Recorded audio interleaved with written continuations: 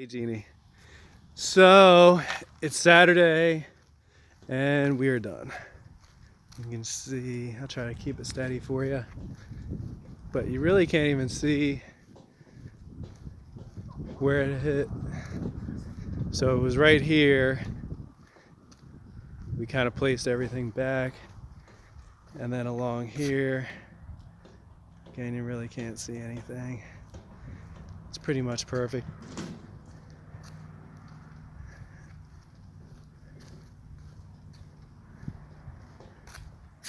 Here's the mulch.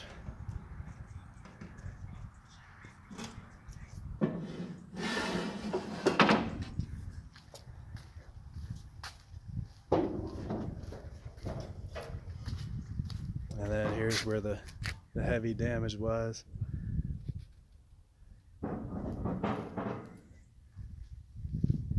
The only thing that we couldn't get fixed totally by today is this barrier. We're gonna have to get a new piece for that. Fill in some of this gravel, maybe like 3 bags. Straighten this one out a little bit.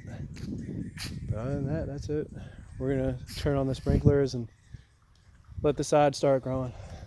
All right, thanks.